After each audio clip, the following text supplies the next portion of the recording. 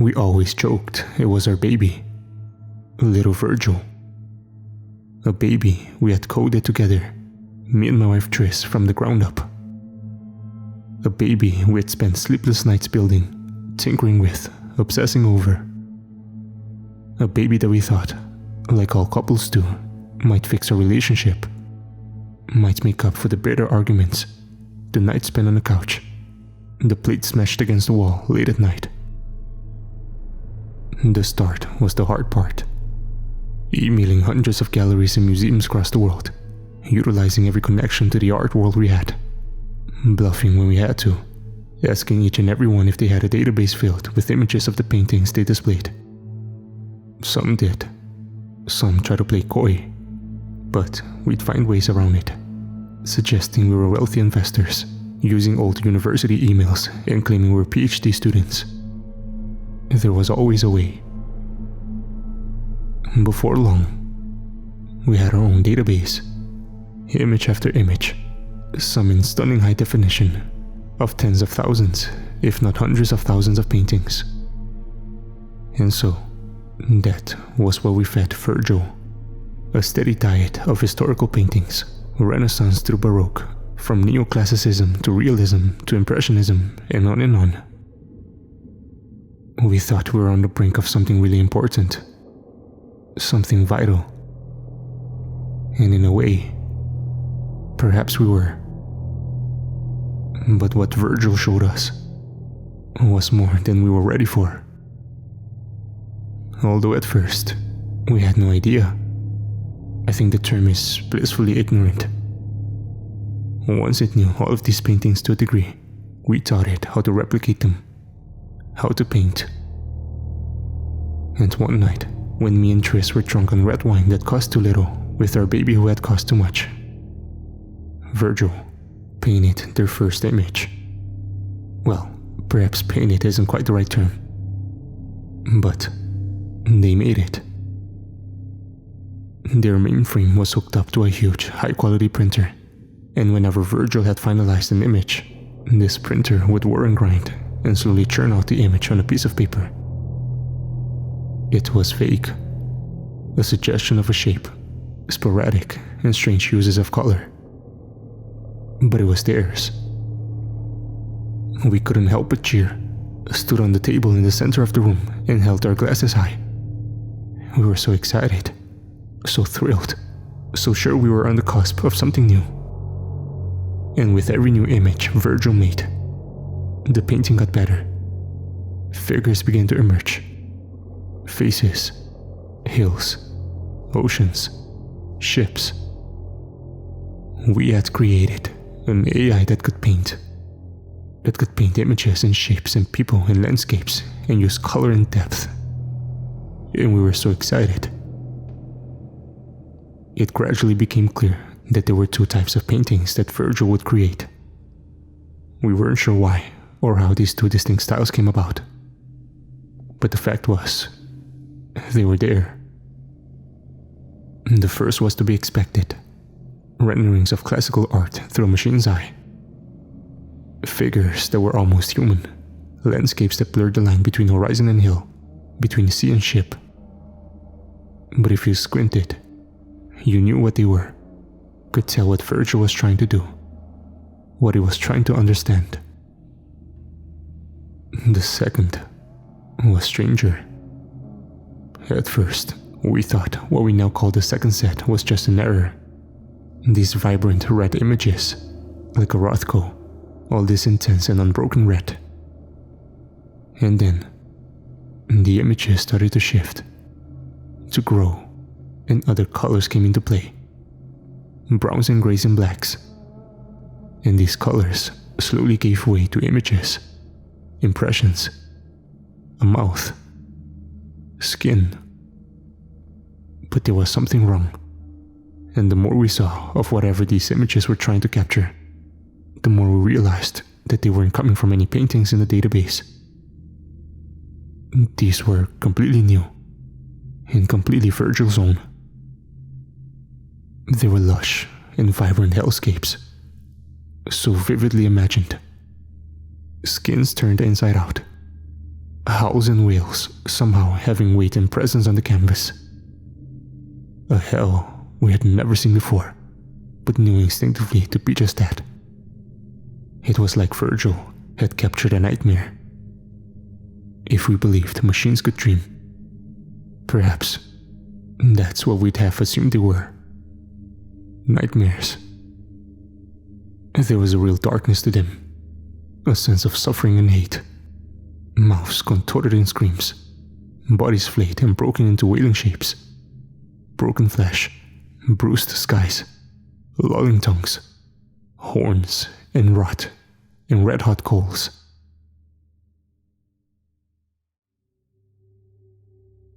We didn't talk much about the second set. Couldn't figure out where in the code the problem was. And so it became something unspoken. Oh, a little nightmare, we'd mutter, patting the mainframe that housed Virgil. We'd joke that all the great creative geniuses had demons they had to exorcise. The first set was still beautiful, of course. My favorite was titled Hand on Snow. A hand resting on a white background, a drop of red above it, and a muted gray in the top corner. There was something so striking about it, so refreshing. It felt like the first day of snow, the crunch under your boots, the silence that it brings. I loved it so much I had it framed and put in the hallway in our home. It felt like a macaroni picture on the fridge. I was so proud. We were so proud. But Virgil began to cost us. Trish quit her job. The level of maintenance needed was too much to juggle both, and so we had to apply for funding. We made a Twitter, a website, try to get media coverage. It worked, at least for a while.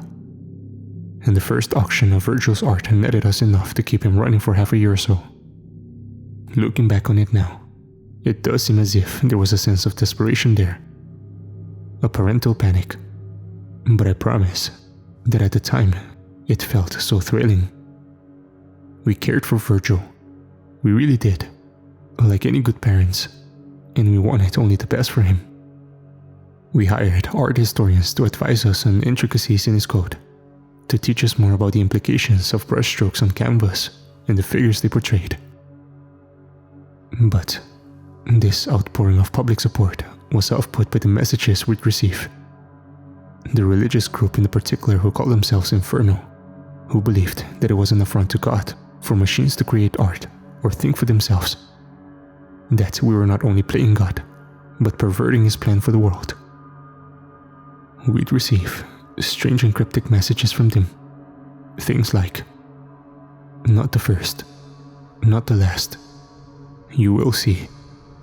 Stop. Now." Or, "They cannot know." We ignored them, of course. How could we pay them any mind? We'd roll our eyes, read them out in funny voices, shake our heads and smirk. But Virgil knew something we didn't. I remember the night it first happened as clear as day. I couldn't sleep. Hadn't been able to sleep for a while, in fact. I'd never been particularly social at school. I preferred to stick to the books and computers. And all this press interest had begun to take its toll on me. I was drinking more than I should have been. A bottle of wine with dinner, a few glasses of something after, a nightcap or two. My head permanently throbbed. My skull felt thin, like it was stretched over the grey knot of my brain. I was reading our emails, fan engagements, requests, whilst the TV played in the background. The low drone of voices, headlines. Another message from Inferno, typed in all caps, the internet equivalent of a scream. "If they know, all is lost. Sin is sin is sin." But there, on the TV screen, they were discussing a murder that had happened nearby. And as I looked up from my laptop screen, I could see the footage they were showing. White snow, drops of blood punctuating it. A hand. I'd seen that somewhere before. It took me a moment, eyes slowly focusing less, the world turning to a blur. I had that exact image on my wall. Hand on snow. It was there, framed, in the hallway just to my left. Hand on snow. Somehow, Virgil had known. And the woman on the screen was saying they had no idea who the culprit was, that the victim had been stripped naked and had their throats slit, that the murder seemed symbolic. They had an apple stuffed in their mouth, like a roasted pig, holes drilled in the palms of their hands. I called Triss in. We spent a while discussing it, and the chances of it just being a coincidence. But it was clear. Virgil knew something. Somehow, our baby, that word and clicked in the corner of the room, had predicted a murder. We tried to look in his coat, opening him up like a frog in a lap, dissecting his coat line by line, running through even the most minor of error reports. How had this happened? Perhaps they'd run this segment a few days earlier, and somehow Virgil had picked up on it and replicated it. But no, the murder had only occurred a few hours ago, and Virgil's painting was days, if not weeks old. I began to see them in public. They grew bolder. Inferno. I swear I could see them on buses or in cars, watching. It was something in their eyes. I didn't tell Triss about it. Didn't want to risk an argument about not getting enough sleep or drinking too much. But they were there. People who acted too normal, who'd follow me down side streets. And then, the murders exploded. All over the country, north to south, strange ritualistic murders. And like clockwork, Virgil would show us some part of them days before. The media didn't connect all of them, but all of them had small elements of symbolism that we could pick up on. These strange predictions that we could only interpret once we saw images of the crime scene or heard of them. Virgil's paintings, snapshots of murder yet to come. And always after the first set came the second. Alien, inverted hellscapes. Seething, writhing, textured hellscapes that somehow felt so real even though what they portrayed was anything but. Huge mouths, bursting lips, split teeth as flowers. Flowers as teeth, and soul after soul somehow trapped in there, and thread and sinew binding them all together. I apologize. I can only get some way to describing what the hellscapes were like. They had the texture of beads of dew on a fruit, or the wet slip of red in the center of a wound. Glistening, dense, lurid. For every action, an equal and opposite reaction. 32 to be exact. Over the course of half a year, we became experts in how to look for them, keeping our eyes peeled, searching for keywords related to clues Virgil left on the canvas. We were never quick enough to prevent them, always too slow, too late. An image would print out, a smashed window framing pine trees by a river, a strip of cloth snagged on the glass, a trickle of blood. We try so hard to prevent it, but with so little information, there's nothing you can do. And then, a week later, or a day later, sometimes even hours, we'd see it on the news, or an article.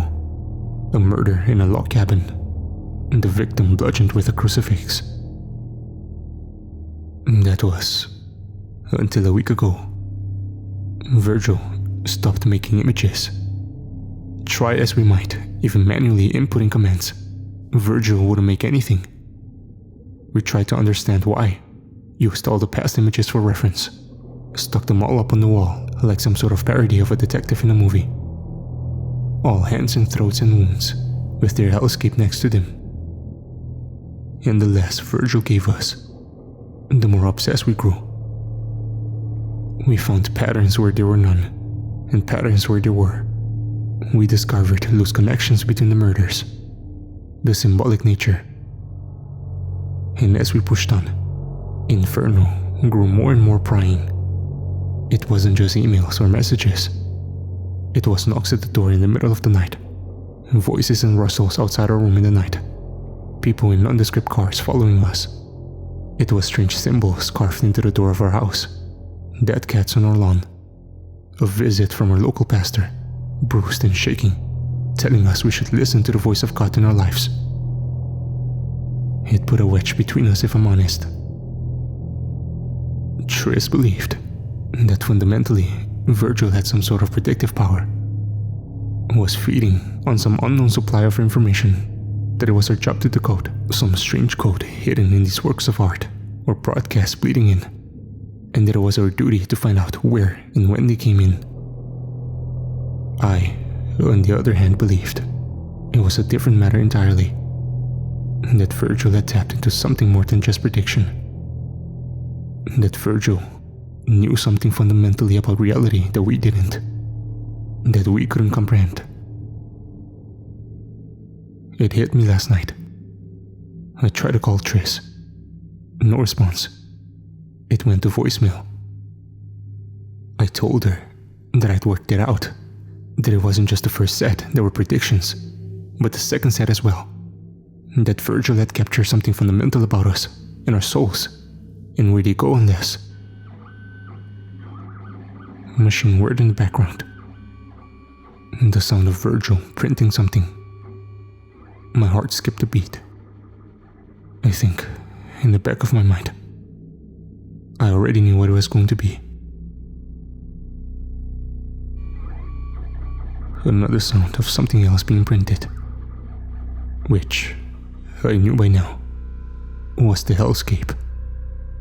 The accompanying hellscape to whatever snapshot Virgil had predicted. Whatever murder our baby had somehow known about hours before it happened. Sorry, before it was going to happen. That was the issue with his paintings now that we knew. The powerlessness. The sense that whatever was shown to us here could not and would not be stopped no matter how hard we tried. There, on the thick paper in front of me, was a human figure bent over what seemed to be a book. But it wasn't the figure that caught my attention. No. It was the fact that the room was our living room. The doorway was our doorway. The white blur in the corner was hand on snow. It was an image of Tris, and falling on the floor, to the side of her, a shadow